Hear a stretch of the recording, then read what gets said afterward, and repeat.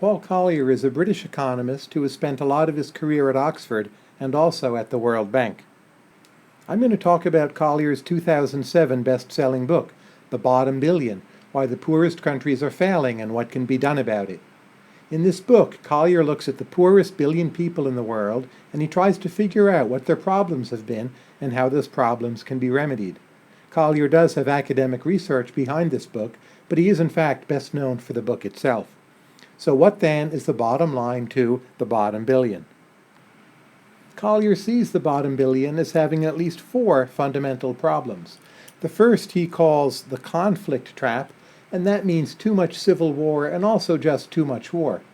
He estimates that this afflicts about 73% of the bottom billion in the world. Second is what he calls the natural resource trap.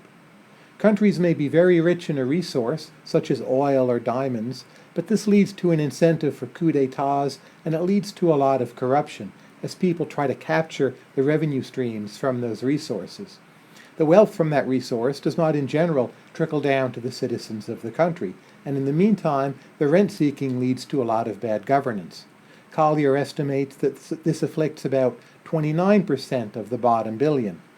Third, some countries, such as Uganda or Bolivia, may be landlocked with bad neighbors.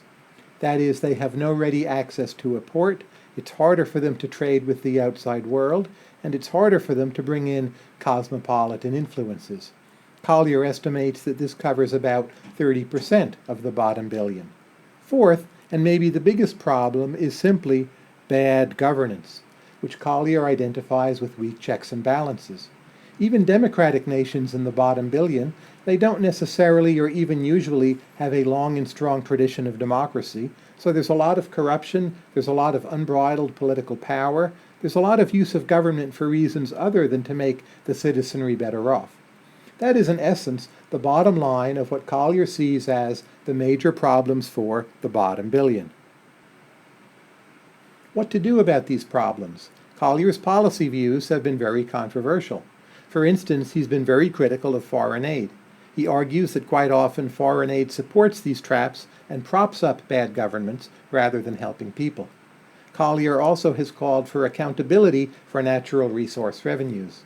A country such as Nigeria, for instance, has taken some steps to publish how much money is coming in for their oil fields, how they're spending that money, and how much of that money is left over to benefit the public. There's still a lot of room for improvement here. Finally, and most controversially, Collier has argued that sometimes outside military intervention can really help people living in the bottom billion. This includes versions of what is sometimes called imperialism, and Collier has been quite forthright in saying that sometimes, in his view, Western powers should simply intervene in failing nations, using the military if needed. Collier published this opinion at a time when the Iraq War was especially unpopular, and it's gathered a lot of attention, and needless to say, not everyone agrees with Paul Collier on this policy conclusion. But that, in a very brief nutshell, is Paul Collier's book, The Bottom Billion. You also might want to see his TED Talk on The Bottom Billion, available online.